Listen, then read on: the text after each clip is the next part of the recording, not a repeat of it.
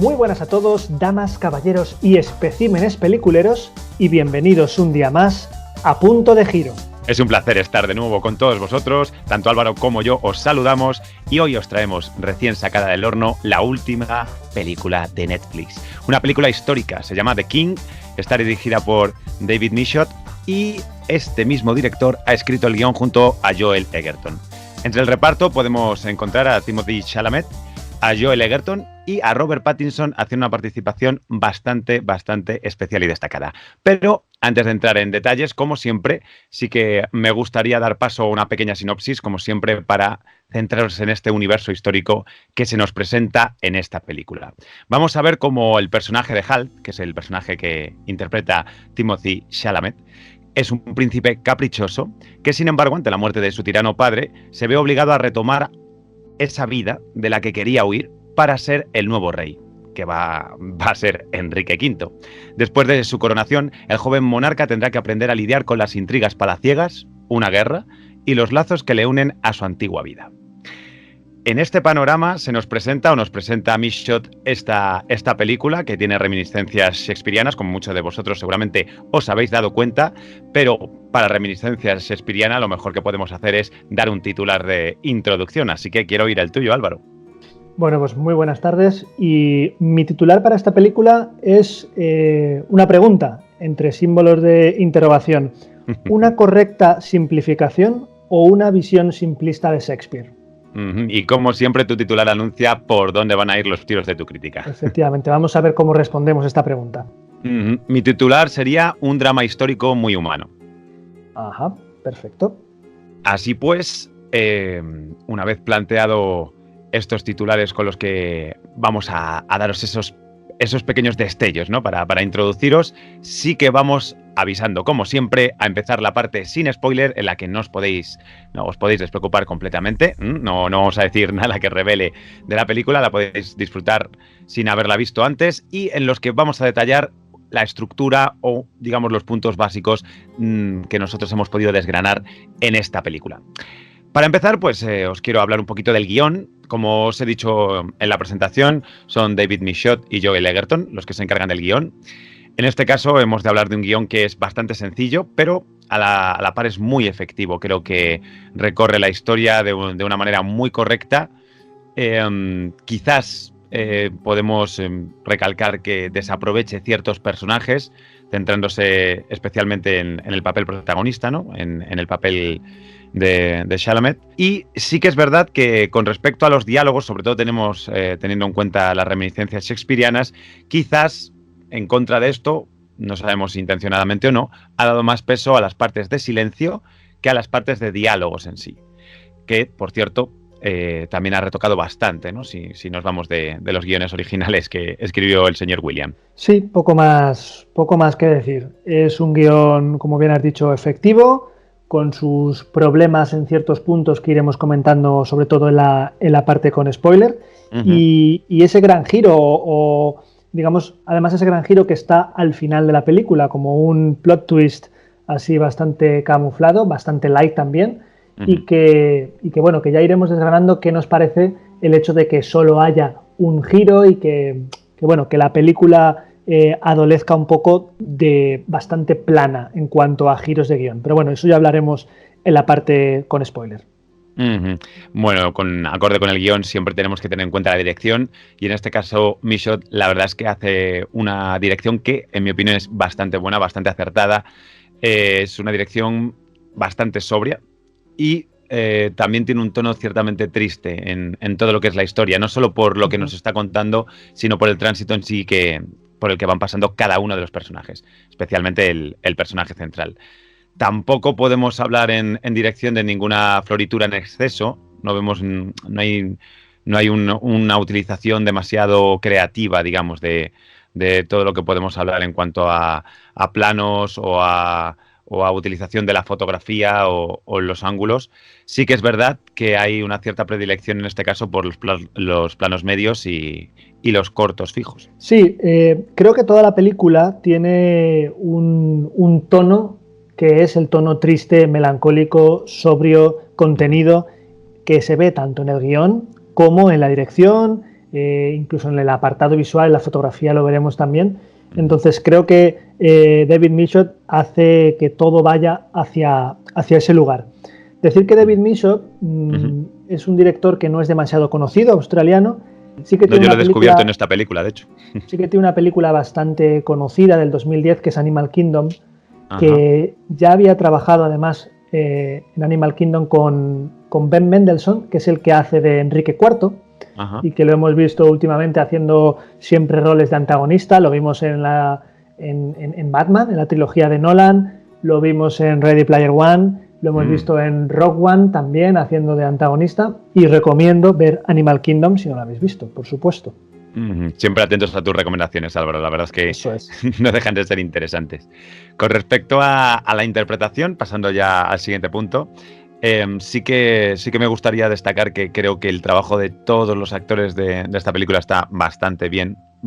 Es un trabajo que está a un nivel muy, muy, muy bestia. También porque defiende a ultranza tanto el guión como la dirección del propio Michôd, que vuelve a cobrar protagonismo aquí. En el caso del protagonista de Chalamet, pues lo decía antes, ¿no? Es el 90% de la cinta, se centra mucho en todo lo que es su proceso y sus giros, la gran curva que yo creo que tiene este personaje. Y creo que, ya que es el más destacado, y sin entrar todavía en la parte con spoiler, por supuesto, si algo destaca de ese giro y de su interpretación en concreto, es como creo que por parte de dirección se ha marcado mucho ese aire de contención, de una tristeza o melancolía continua en el personaje, y a la contra tenemos a un antagonista que es todo lo contrario, ¿no? Que en este caso es el que protagonizaría Robert Pattinson haciendo del Dauphin, del delfín francés. Bueno, pues estoy de acuerdo contigo en una cosa y en desacuerdo con otra. Creo que el compromiso de los actores, de todos los actores, con lo que pide tanto el guión como la dirección es 100%. Se les ve súper centrados y súper entregados en cada uno de sus papeles. Pero no estoy de acuerdo, y ya lo veremos en la parte con spoiler, en que el personaje de Timothée Chalamet tenga una gran curva de personaje. De hecho, creo que no tiene una buena curva de personaje. Pero bueno, sí, concretaremos, sí. Sí que es verdad que es el que más destaca por encima de todos, y sí que es verdad, y ya veremos los matices de por qué digo esto, sí que es verdad que me parece que es un muy buen trabajo, quizá no para nominaciones ni para premios, pero sí que es un trabajo muy sólido, como todos los que hemos visto de Timothée Chalamet últimamente. Call Me By Your Name es coprotagonista, y es cierto que últimamente siempre le hemos visto en estos papeles un poco de energía como baja, muy, no sé, muy apegados a tierra, y me gustaría verle haciendo algo más, que tuviese más aristas, más altibajos. Pero bueno, hablaremos del personaje cuando hablemos en la parte con spoiler. Con respecto al apartado visual, que en este caso lo lleva Adán Arcapou, es una fotografía muy cuidada. Es una fotografía que está muy cuidada. Hay muchos planos en exterior, por tanto hay un predominio de la iluminación natural, y también juega mucho con los contraluces. La verdad es que desde aquí ya se nota que hay mucho cuidado y mucho mimo a la hora de plantearnos cada escenario, cada momento. Incluso en los escenarios interiores, incluso en ellos se utiliza también mucho la luz natural. Sí. Y en general, cuando nos abre plano para presentarnos una calle de alguna villa un poco más pequeña o un interior de palacio, toda esa ambientación está muy, muy cuidada y respetando mucho los parámetros de la Edad Media. Sí, de hecho esa iluminación tan natural está muy ligada a ese respeto y a esa ambientación histórica muy cuidada, para dar la impresión de que la iluminación es con fuego y ya está. Adán Arcapou había trabajado también con David Michôd en Animal Kingdom, por cierto, en 2010, y es un director de fotografía que no es muy conocido, pero quizá cuando te diga que ganó un Emmy por la primera temporada de True Detective, el director de fotografía de True Detective, pues que creo que es magnífico el trabajo que hace ahí en True Detective. Es brutal. Ambos la hemos visto y hemos flipado. Sí. Y en cuanto al género histórico, ya había hecho dos cositas este director de fotografía, no David Michôd, pero Arcapou se había hecho. Había hecho Macbeth del 2015. Me gusta el y Assassin's Creed en 2016, que son dos películas dirigidas por Justin Kurzel, que yo he visto ambas recomiendo ver Macbeth sobre todo, aunque también es una reinterpretación un poco arriesgada de Macbeth, pero bueno, la fotografía y la imagen, la calidad visual, sobre todo de Macbeth, es alucinante y protagonizada por Michael Fassbender y por Marion Cotillard. Uf, vaya reparto. Brutal. Habrá que echarle un ojo también. Madre mía, yo siempre me voy con una agendita cada vez que comentas cosas, ¿sabes? Y me lo llevo de aquí. Claro, pero que seguro que los oyentes están también aquí con la libertad. A ver, ¿qué he dicho? Eso es. Interesante. Bueno, el apartado sonoro tampoco se puede quedar aparte, ¿eh? Porque yo tampoco había oído hablar antes nunca de Nicholas Britell, seguramente tú sí. Ahora te comentaré, sí. Ahora me comentarás. Pues sí que es verdad que es una banda sonora bastante oscura, es como muy pesada, ¿no? Pero sí está la presencia muy medida en cada momento, cómo la quiere utilizar y dónde quiere que entre. De hecho, destacan el uso de instrumentos de época para recrearnos todavía más, si cabe, y acompañando a todo el apartado visual, esa época, ¿no? Esa Edad Media. Y además, uno de los efectos que bueno, no por muy usado, porque es verdad que se usa muchísimo, pero creo que aquí está muy, muy bien trabajado, es estos momentos en los que parece que de repente todo el sonido se elimina y o entra, saco el ambiente, o de repente la banda sonora va de abajo a abajo arriba del todo, para potenciar un clímax de cada escena determinada. Sí, además yo creo que eso hace que refuerce un poco el tono de la película, este tono triste, apagado, con algunos momentos muy dramáticos, que creo que la banda sonora lo cumple con creces. Hablándote de Nicholas Britell, es bastante joven, tiene 39 años, que dentro de los grandes compositores de bandas sonoras es bastante joven. Los últimos trabajos han sido Moonlight, en 2016, y el año pasado estuvo nominado al Oscar por la película Balada de Bale Street, que todavía no he tenido oportunidad de ver, pero que la tengo por ahí en pendientes. Y nada, también colaboró un poco con Hans Zimmer en 12 años de esclavitud. Ha hecho cositas, no ha hecho muchas cositas, una docena o así de películas, pero bueno, es su primera incursión dentro del cine histórico y creo que lo hace bastante bien. Ajá. Sí, yo la verdad que comparto esta opinión al 100%.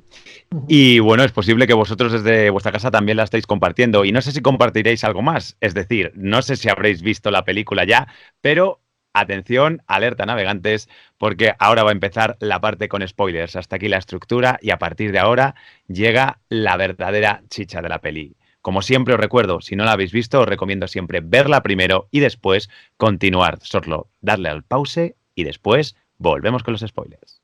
Muy bien, pues en esta parte con spoiler vamos a empezar, como ya es habitual en nosotros, hablando un poco de los primeros minutos de la cinta que ya dejan bastantes pistas sobre lo que va a ser esta película. Así que, sí, David, cuando quieras. Sí, dejan muchas pistas en estos primeros minutos. Y de hecho, voy a hacer un pequeño comentario, pero me lo voy a reservar para el final de este inicio. Vamos a presentar un poco lo que es este inicio en sí y esta disyuntiva que se genera, ¿no? Cómo habla de dos temas muy importantes y que van a ser importantes durante toda la película desde dos puntos de vista, ¿no? Estableciendo cuáles son las características desde los que los quiere expresar. Por ejemplo, nada más abrir, ya vemos en un plano muy lento y muy sereno un campo de batalla, en lo que ha sido una batalla seguramente bastante cruenta, pero que elige mostrarnos ese momento. Un momento en el que ya todo está muy apaciguado, vemos los cadáveres por el suelo, vemos cómo se va centrando la figura del primer personaje que va a tener un poco más de peso, ¿no? Que es este príncipe que luego se va a rebelar, en cierta manera, contra el rey, contra Enrique IV. Y lo único cruento que podemos ver ahí es el momento en el que termina de rematar a uno de los caídos que todavía no ha terminado de morir, ¿no? Sin embargo, vemos en el cambio, justo en la siguiente escena, cómo nos traslada al palacio de Enrique IV, donde hay un banquete con los lores de la guerra del rey, narrando todo lo que ha pasado en la guerra, y ahí vemos cómo de repente el ritmo se acelera, es violento no solo por la conversación, sino por la propia dinámica interna de cómo está rodado, dándonos un poco a entender esta diferencia entre que cómo de pacífico puede llegar a ser un campo de batalla y cómo la verdadera batalla y la verdadera parte cruenta, sobre todo en esta etapa medieval, se libraba en las mesas y en todos los acuerdos políticos, en las relaciones y en las alianzas, digamos, que hubiera previas, ¿no? Es una idea muy, muy potente. Aparte, claro, lógicamente, como casi siempre en los primeros minutos de la película, o de muchas películas, ¿no? Hemos visto alguna ya que no lo hace así, las que hemos podido comentaros anteriormente. Por ejemplo, Origen, recordemos que la presenta directamente en acción, ¿no? Sí. En este caso sí hay una presentación de personajes muy, muy clara. Por una parte, este joven rebelde, y ahí es donde voy a hacer esta pequeña matización que os decía.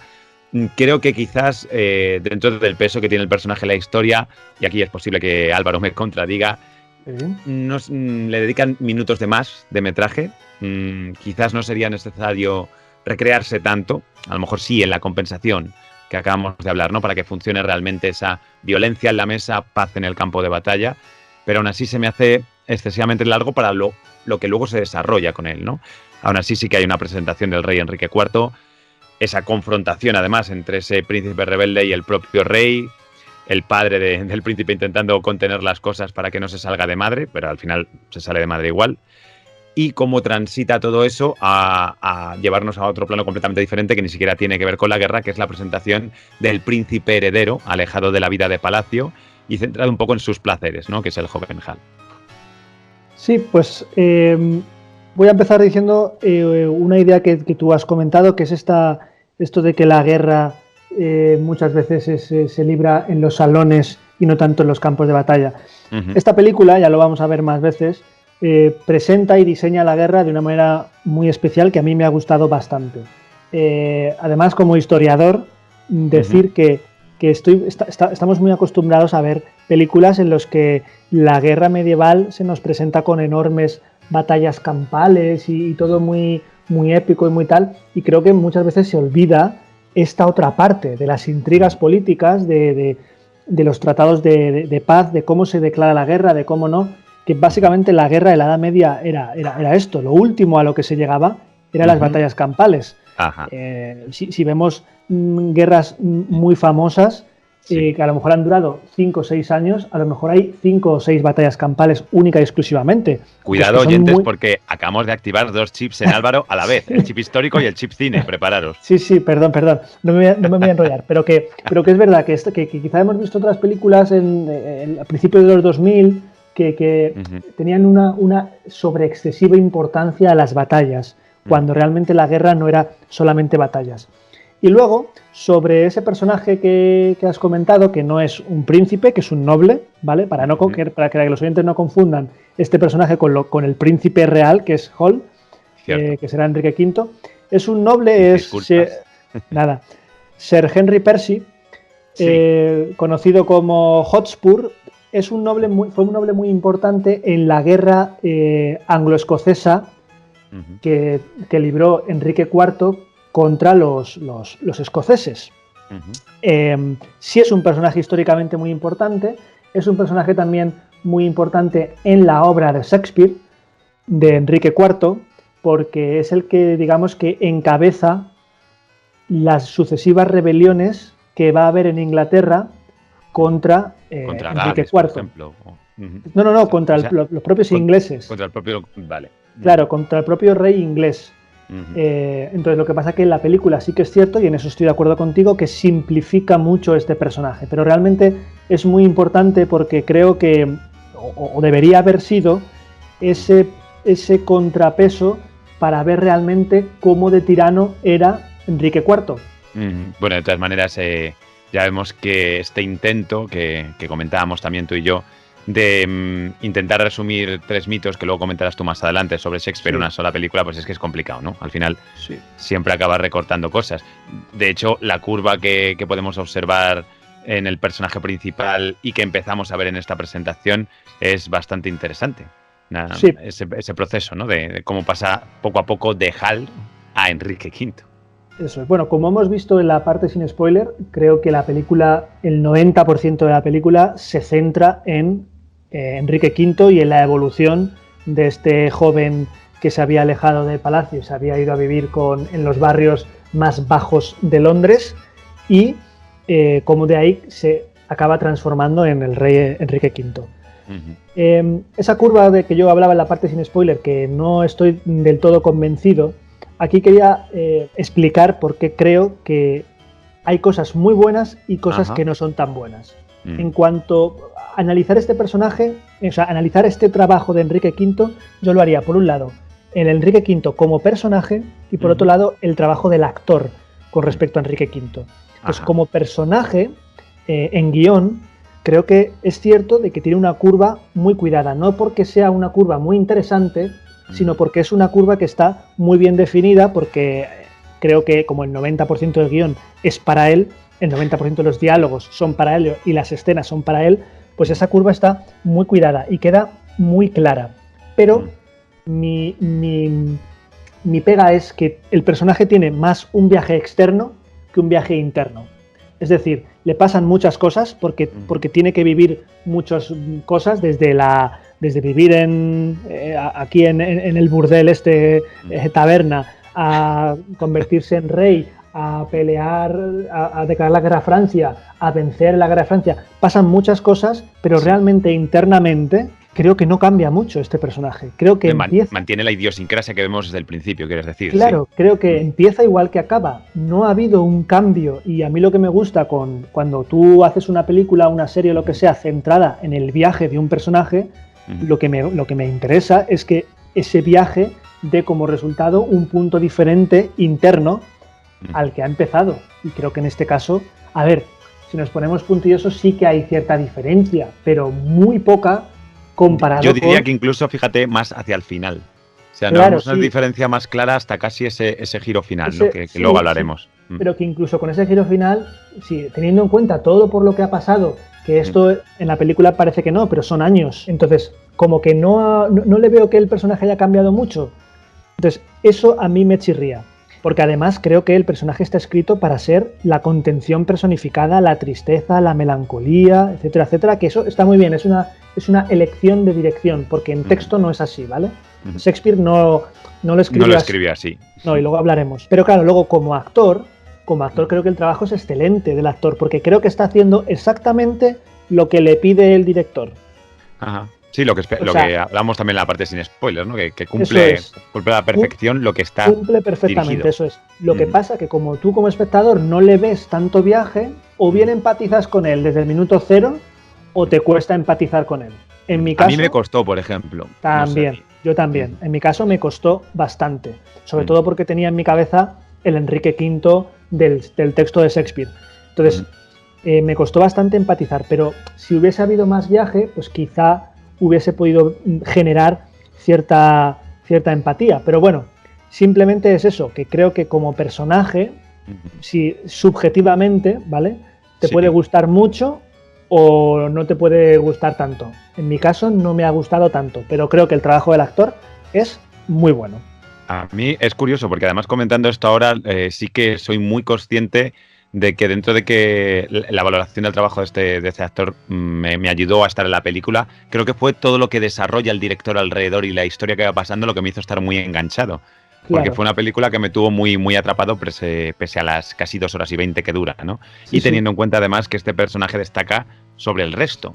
Tenemos otros personajes que podrían haber tenido un peso importante. De hecho, las acciones que nos presentan, especialmente en 2 de ellos, son muy interesantes. En una de ellos creo que además termina de cuajar bastante bien en la película, que es el caso del Delfín Carlos, ¿no? Interpretado por Pattinson, que se coloca como el antagonista desde una construcción de personaje completamente contraria a la que tiene el protagonista, ¿no? La que tiene Timothy, porque vemos a un príncipe completamente sobrado, histriónico.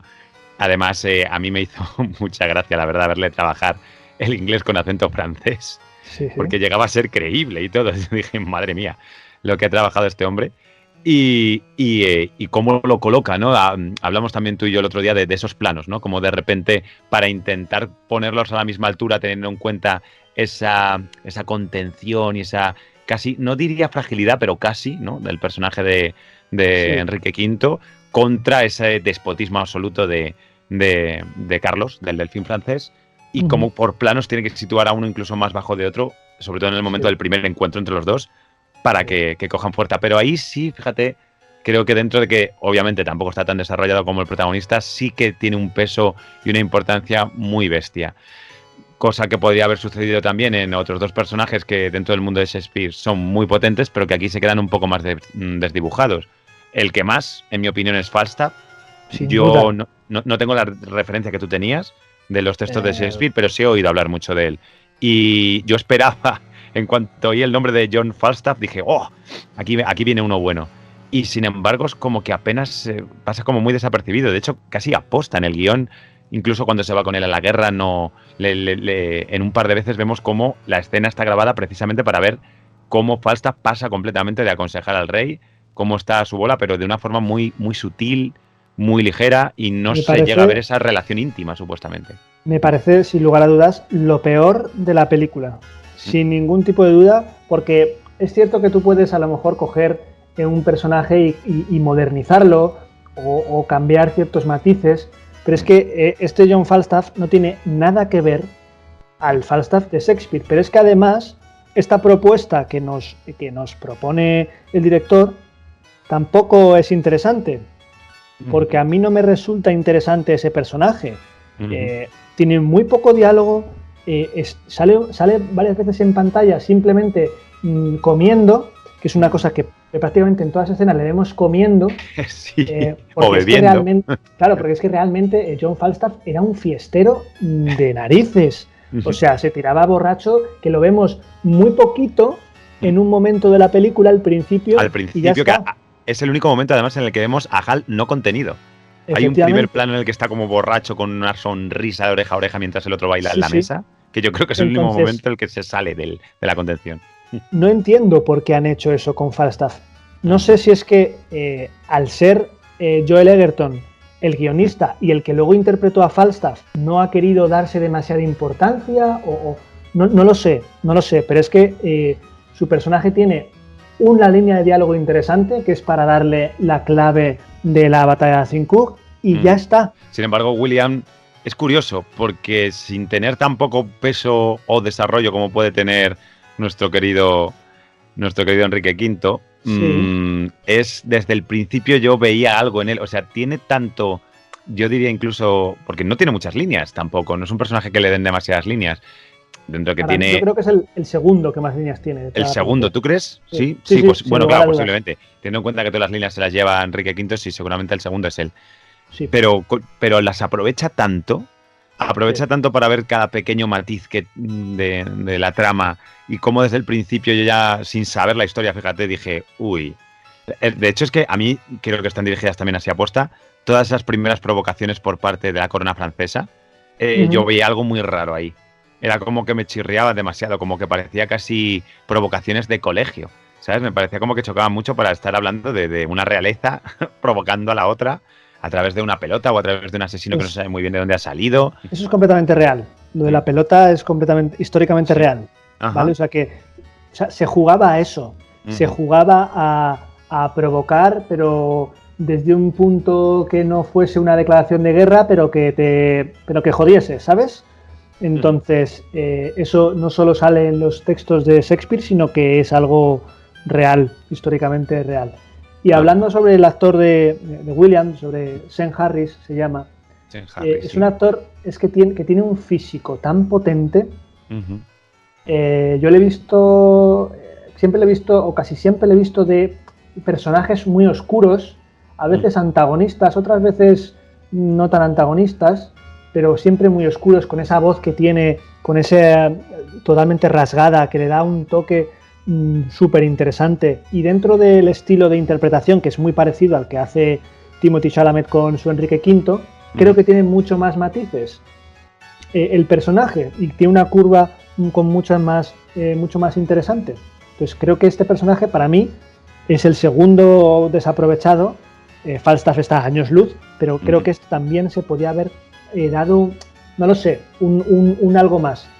Y este actor, por cierto, yo lo descubrí viendo la serie de los Borgia, que es una serie que tiene, creo, se canceló antes de tiempo, no sé si tiene 2 o 3 temporadas, que él interpreta a un mercenario de dudosa moralidad, y el protagonista, el que hace de Papa Borgia, es Jeremy Irons, y es brutal, absolutamente brutal.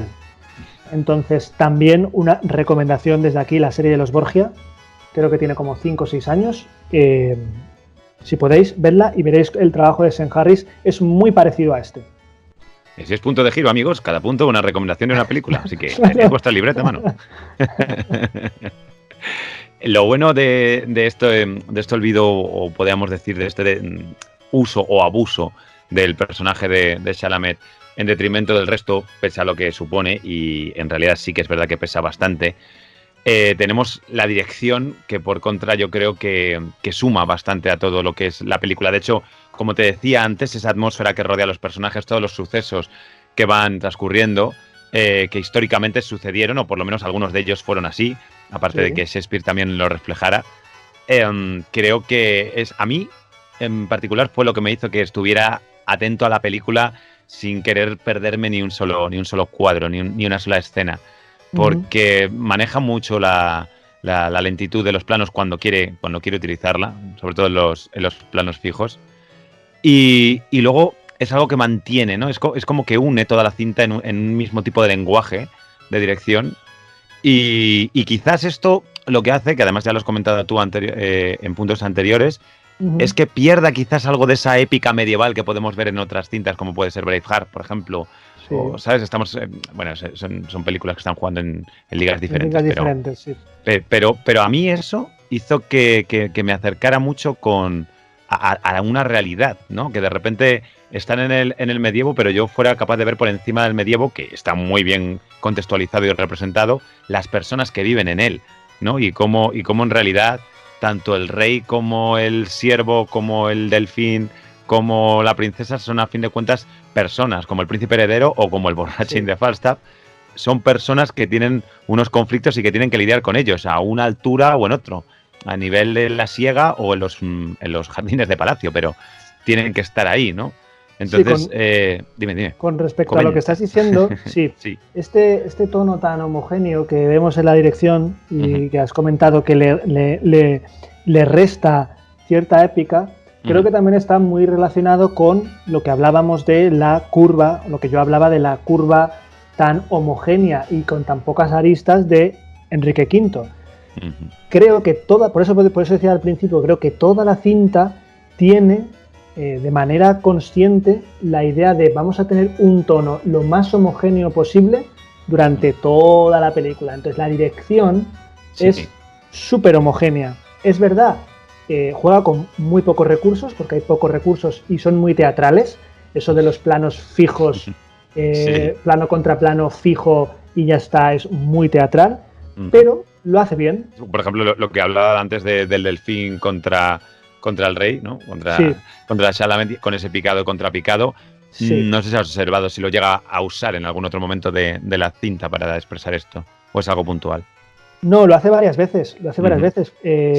Ya sabemos que el tema en composición, el picado y el contrapicado, denotan poder o ausencia de este. Cuando es un picado es menos poder y cuando es un contrapicado más poder. Recordemos el contrapicado más famoso de la historia del cine, que es el de Ciudadano Kane de Orson Welles, donde nadie podía tener más poder en ese momento.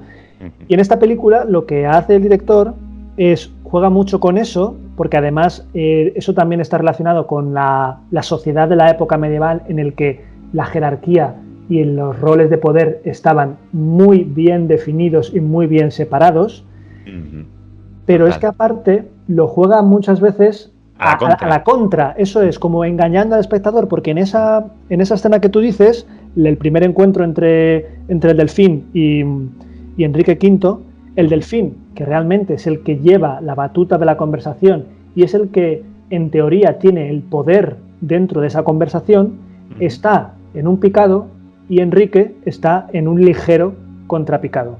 Entonces es como al contrario, pero es que esto se ve mucho, mucho más claro en la última escena. Eso es. Me acaba de venir a la cabeza, sí. Eso es cuando le están haciendo el vestido a William. Eso es, y además Enrique lo dice, no te bajes de ahí, sigue ahí arriba. O sea, te da esa sensación de que desde ahí arriba es donde vas a caer. Está muy medido cuando él decide bajar, que además lo decide bajar y no le repite. Claro, de nuevo Hall, porque se mantenga. Eso visualmente es el personaje de Enrique V está dejando que tú tengas que William tenga el poder, que esté ahí arriba, que esté en contrapicado. Luego, cuando el personaje de William se da cuenta de que algo malo está pasando, de que le han descubierto, baja al mismo nivel, y cuando ya ve que no hay solución, se arrodilla y baja por debajo, que es cuando hay el descabello final, que yo no me lo esperaba. Yo no me esperaba para nada. Yo sabía que el personaje moría, pero no me esperaba que fuese así. Pero bueno, volveremos con este final al final. Muy bien, pues el siguiente punto que vamos a entrar es, ya lo comentaba un poquito antes, que es la manera que tiene el director y guionista de diseñar la guerra en esta película. Ya hemos visto algunas cosas, ya hemos visto cómo la película empieza con unos diálogos políticos, con ese momento de banquete entre Enrique IV y los nobles que acaban de volver de una batalla contra los escoceses, etcétera, etcétera. Y ya vemos ahí un tono beligerante importante, que lo comentaba David al principio, ese rollo de que muchas veces la guerra no se da tanto en los campos de batalla y a caballo, sino en las mesas. Efectivamente, comiendo un chuletón y en la propia mesa, ¿vale? Y eso se dice un poco en nuestro país también. Sí, también, en fin. Luego tenemos la primera batalla que vemos, no la que vimos al principio, sino la primera, digamos, enfrentamiento armado cuando Hotspur se ha rebelado ya y le encargan al hijo menor de Enrique IV ir contra él, que por cierto es el actor que hace de Rey Tommen en Juego de Tronos, por si no te diste cuenta. Me estaba sonando a mí, me quería sonar familiar la cara, vale, era Tommen. Pues es exacto, eso es. Bueno, pobrecillo, pues este hombre ha nacido para morir. Efectivamente, sí. Lo que pasa es que aquí no se ve. Pero bueno, en esa primera batalla ya hay algo que no estamos muy acostumbrados a ver en películas medievales, que es una lucha singular de un uno contra uno. En la Edad Media había una cosa que se llama juicio por combate, que también lo hemos visto en Juego de Tronos, por cierto, y eso se daba en la Edad Media. No era muy habitual, pero sí que en países occidentales sí que se podía dar. Es muy típico, eso sí que lo hemos visto en películas de griegos, pero bueno, lejos de eso, creo que ya en ese combate singular se ve el realismo que quiere darle el director a toda la parte de la guerra, porque vemos a dos tíos con unas armaduras que parecen... que pesan más que ellos, claramente. Quintal, nada de cotas de malla, así, armaduras súper bonitas. No. Con dos sombreras y dos espinilleras. No. ¿Qué va? Aquí son armaduras reales del siglo XIV, del siglo XV, y las espadas no se mueven y surcan el viento de una manera espectacular, sino que pesan.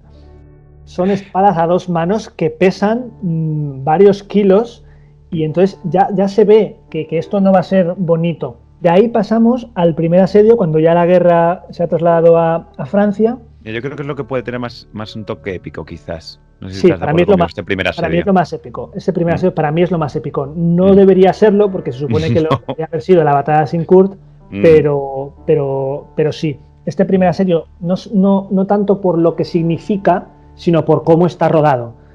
Por cómo maneja esa oscuridad contraponiéndola al fuego de los lanzapiedras, como además lo utiliza tanto como un recurso artístico bello, pero también lo utiliza como instrumento para hacer ese paso de tiempo y esas elipsis en un asedio que pudo durar, no sé si lo mencionan, pero que un asedio puede durar días, meses, semanas, años. Sí.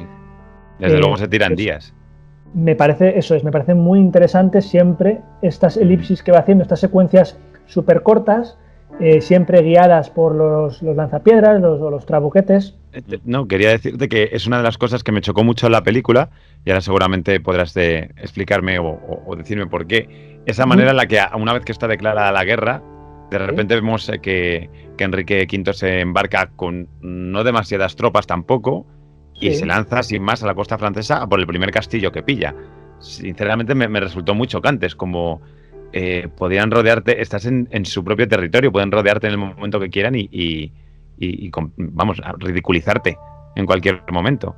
No sé si era algo típico que se hiciera en ese momento. A mí me sorprendió muchísimo. Fue como, hala, venga, te coges a 4 y te vas a un país, no sé, me resulta muy raro.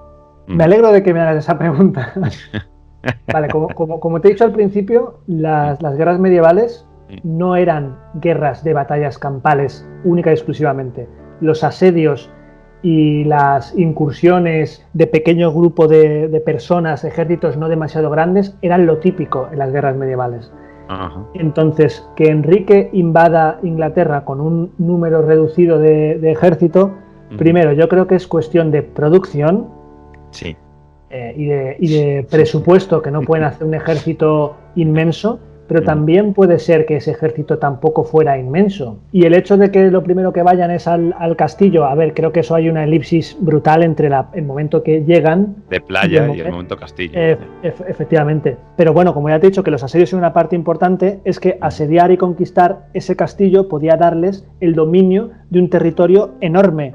Entonces era más importante eso que lo otro. Luego ya las estrategias para que, como tú bien dices, no haya... no puedan rodearle y lo que sea, pues eso ya habría que ver cómo fue realmente ese asedio. Pero bueno, que no es una cosa que no sea... que no sea habitual. Que no sea común o que sea extraña en esa época. Ya. Eso es. Porque sí, bueno, y llegaremos al momento épico, ¿no? De la batalla de... Efectivamente, llegamos a la batalla de Azincourt, es una batalla real que tuvo lugar en octubre de 1415 y que, para que te hagas una idea, decías tú de los hombres.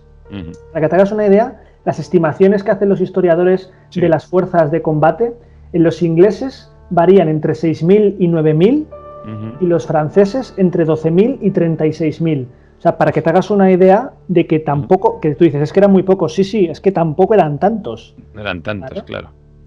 Y para que luego te des cuenta de cómo fue esa derrota, las bajas en el ejército inglés fueron más o menos algo más de 112 muertos, y en el francés de 6.000 a 10.000 muertos.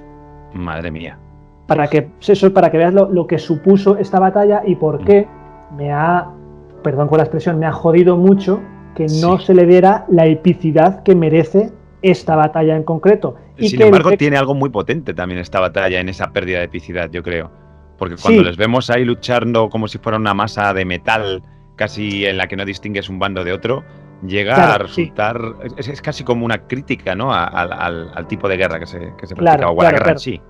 Claro, en detrimento de quitar esa epicidad, ha dado momentos muy potentes que a mí me gustan mucho, que es, como tú bien dices, ese momento de caos de la muy Batalla de los Bastardos, de Juego de Tronos, de Sapochnik. Y sí, ese mare magnum de gente, de no saber quién está golpeando a quién, y esa idea de que la guerra es un todos contra todos y tal, eso me ha gustado porque además está buscado de manera, entre comillas, antinatural, porque eso no era así, de que no supieran quién era otro.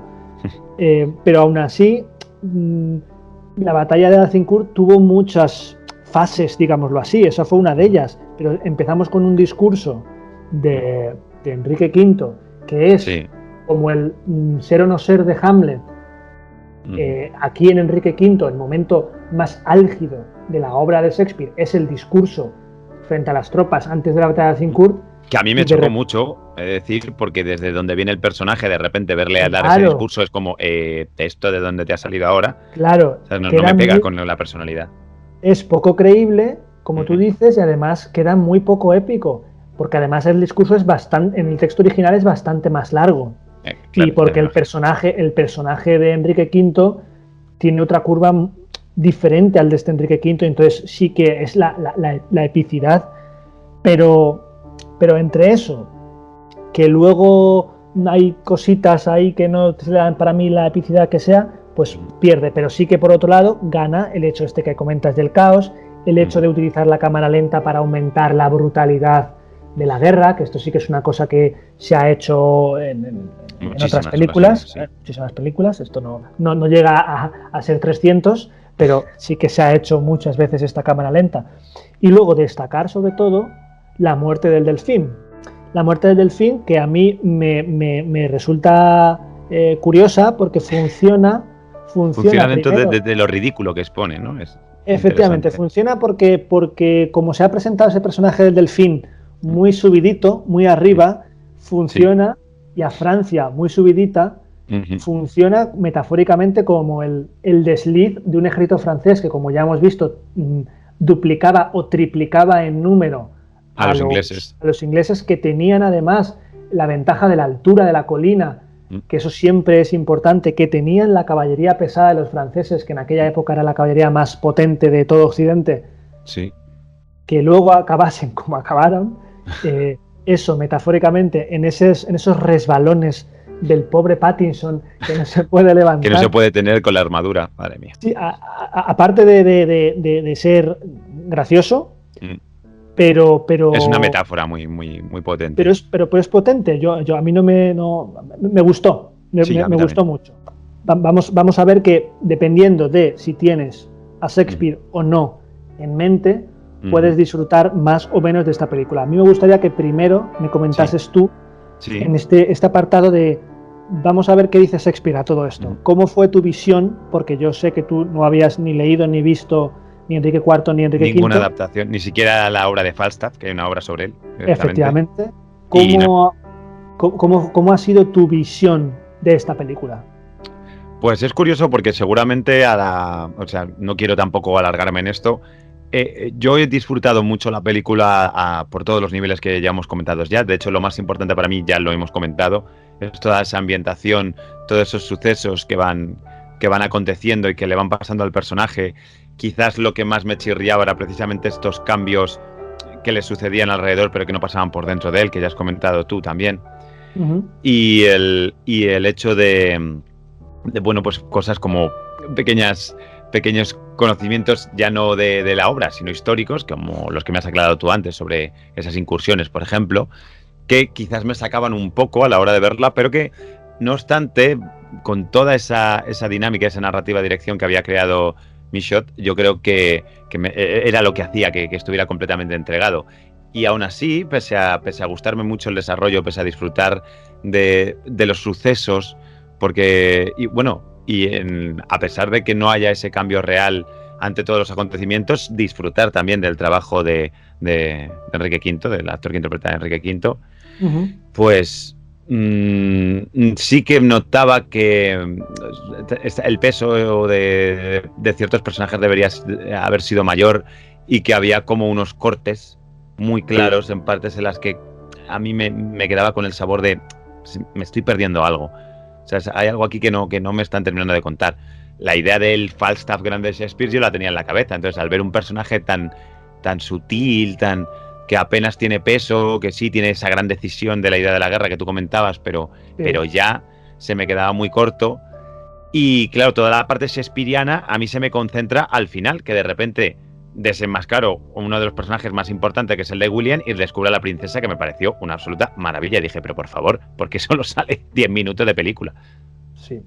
Bueno, pues yo que sí que conocía ambas obras y que había visto otras películas y obras de teatro de Enrique V, pues a ver, en primer lugar, esta película, para las personas que no lo sepan, como es tu caso, creo que se simplifican los diálogos. Tenemos que tener en cuenta que esto está basado en 3 obras de Shakespeare. En 133 minutos que dura la película, querer meter todo lo que hay ahí, todo ese texto de Shakespeare de obras que duran, pues, a ver, pueden ser 2 horas, 2 horas y media cada una de ellas, pues imagínate.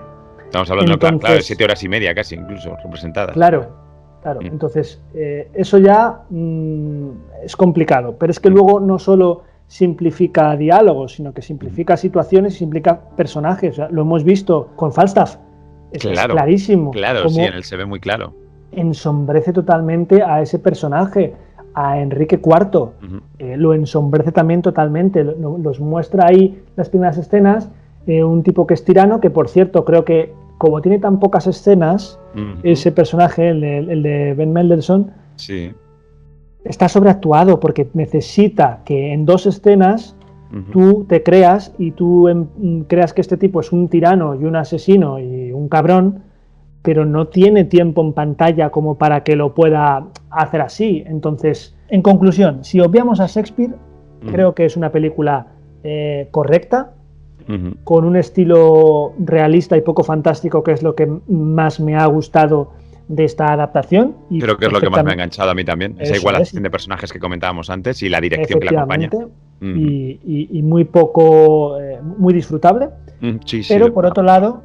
Está la parte de verlo con el prisma de Shakespeare, claro. Si no podemos obviar a Shakespeare, como es mi caso, esta película sale perdiendo por goleada, porque cualquier punto de comparación, Shakespeare gana.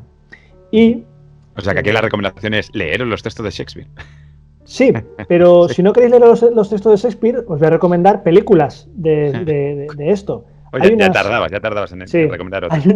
Hay una serie de hace unos años que editó la BBC sobre las obras de Shakespeare dedicadas a monarcas, y es el texto, si no me equivoco, es el texto íntegro de Shakespeare, o sea que son películas de 2 horas y pico cada una de ellas. Sí. Y, por ejemplo, en el papel de Enrique IV tenemos, de nuevo, que sale en esta conversación, a Jeremy Irons haciendo de Enrique IV, vale. con una... Porque además es que ese personaje, el de Enrique IV, tiene un momento de reconciliación con su hijo cuando está muriendo. Es que pasan por muchos estadios. Si ni siquiera lo muestran en la película. Claro, es que de hecho al principio, en la obra de Shakespeare, Enrique IV está enfermo y se piensa que le ha envenenado su hijo, le hace llamar, le deshereda porque piensa que la ha envenenado, y luego su hijo vuelve, le dice que él no ha sido, al final se reconcilian, su hijo se reconcilia con él justo antes de morir. O sea, es como... está mucho mejor hecho. Y Enrique V hace Tom Hiddleston, nuestro Loki de Marvel. Loki. Ajá. Y es brutal. Y Falstaff hace un actor británico que yo no he visto en otras producciones, que a lo mejor quizá la BBC sí, pero en películas de Hollywood no he visto, no recuerdo ahora su nombre, pero ese es Falstaff. Entonces, bueno, que no he dicho el título de la película, ¿qué iba a decir? La serie es The Hollow Crown, y creo que es de la primera temporada. Creo que es el capítulo 2, 3 y 4. De hecho, todo Shakespeareano se concentra al final. O sea, si hay un gran giro, si hay un gran momento de tensión, si vemos una verdadera trama, se puede definir perfectamente con la intriga palaciega absoluta, es en el momento final. De hecho, el gran quiebre, ¿no?, de Enrique V. Claro, y además a nivel de dirección y de guión se genera tensión, que es lo que no tiene esta película, tensión. Ya nos vamos de esta homogeneidad del tono y de repente el diálogo que tiene tanto con la princesa, que por cierto es la hija de Johnny Depp, por si no lo sabías. ¿Ah, sí? Sí. Pues tiene buena genética este hombre siempre. Es la hija de Johnny Depp y de Vanessa Paradis. Pues claro. Ese diálogo, tanto con el de la princesa como el de William, hay tensión, hay chicha ahí. Te estás viendo a los dos personajes y hay chicha. La manera en que está dirigido tiene mucha chicha. Entonces, eso es lo que a mí me falta a la película. Ya, sí, porque es que, fíjate, el diálogo con William, como que ya lo hemos comentado además antes, en todo el tema de dirección, con el tema de los planos y tal, cómo lo juega, desde luego hay tensión, y fíjate, es una tensión, a mí me gusta mucho cuando se trabaja la tensión así, porque no trabaja desde el tono del actor, o desde vamos a ponerlos a 40.000 revoluciones, sino es desde una conversación de lo más suave, y donde estás viendo, sin embargo, todo lo que está viendo por debajo. Incluso el espectador como que se le empieza, al igual que hacen que vaya con el protagonista. Se le desenmaraña la cabeza al mismo tiempo que lo está pasando él. Previa, claro, la escena con la princesa francesa con la que le casan, que es la que le hace abrir los ojos y decir... Esa frase además a mí me marcó mucho, ¿no? La que dijo, quería que me iba a casar con un rey o algo así, y me he encontrado con una persona que ni siquiera sabe... No sé si recuerda exactamente cómo lo dice, pero es algo así como no sabe gobernar o no sabe, a la que todo el mundo puede manejar a su antojo. Sí, ¿sabes? Porque además en esa conversación con la princesa se plantean cosas ideológicamente de la película y como mensajes de la película muy interesantes, como es la justificación de la guerra. Una de las cosas que le hace ver la princesa a Enrique V es: vale, has invadido mi país, has masacrado, porque claro, aquí solo vemos esa batalla, pero realmente la campaña duró años. Claro. Estamos hablando además dentro de la guerra de los 100 años, que es una guerra que duró más de 100 años y que hubo una tregua, como bien ella dice, esto te dará unos momentos de paz, pero ¿qué te piensas? ¿Que los franceses no volverán? Que van a permitir que un rey inglés esté la historia se lo demostró. Años después Francia volvería a levantarse y ganaría Francia finalmente la guerra de los 100 años. Por eso Francia es Francia ahora mismo y no son los ingleses. Pero claro, le dice ella, ¿todo esto por una pelota? O sea, todo esto porque te mandó una pelota y por un asesino fallido. Eso es, todo eso por eso has hecho todo esto. ¿Tú crees que está medido? Eso es muy interesante, porque realmente las guerras en la Edad Media, y puede que incluso hoy a veces sean así, por estupideces, de repente pasa lo que ocurre. Y luego, el diálogo con William, que ese sí que me acuerdo más o menos lo que dice, que le dice, cuando ya se descubre todo el pastel, le dice William a Enrique V, te di lo que querías. Era esto lo que querías. Tú querías la paz. Escucha, claro. Así suena la paz. O sea, esa frase me encantó. Efectivamente, escucha a la gente aclamándote en tu boda. Así suena la paz. La paz se consigue con una victoria. Y eso es una cosa que es de filosofía muy de Maquiavelo y de... Sí, muy maquiavélico, de verdad. Eso es, de cosas también de pensadores romanos y tal, de para mantener la paz, estate preparado para la guerra. Pues esto es un poco igual, que la paz solo se consigue con la guerra. Y eso, a mí por lo menos, cuando ves que Enrique V mata a William, para mí, yo como espectador, aparte de que no me esperaba algo tan violento, para mí se plantea como una dicotomía entre la guerra como algo bueno, es decir, es que la paz solo se consigue con esto. Y muchas veces estamos hartos de no, es que para conseguir lo que sea hay que manifestarse de manera violenta, porque solamente mediante la violencia se consiguen cosas. Lo estamos viendo en nuestro país todos los días, ¿vale? Sí, está muy presente. ¿Eso es real o no? ¿Realmente para conseguir las cosas solamente se puede hacer con eso? ¿La guerra entonces a veces es buena o siempre es mala? Y luego también yo me planteo, Enrique mata a William porque William provocó la guerra y porque él no quiere esa guerra, o realmente le mata por traicionarle y por mentirle. Porque creo que eso además es una cosa que lo deja al espectador, porque dependiendo de cuál sea la respuesta, Enrique V es muy parecido a su padre y se acaba de convertir en lo que era su padre, que era la guerra. Un tipo cruel, ¿no? Un tipo... Sí. Claro, un tipo que no le importa ir a la guerra porque lo que él quiere es X, lo que sea, o si realmente... Que tiene una especie de idea de gobierno con el terror, ¿no? Que eso tantos líderes y tantos líderes a lo largo de la historia lo han hecho, ¿no? Bueno, si no puedo hacer que me respetes, por lo menos me vas a temer. Claro, entonces, ¿por qué le mata?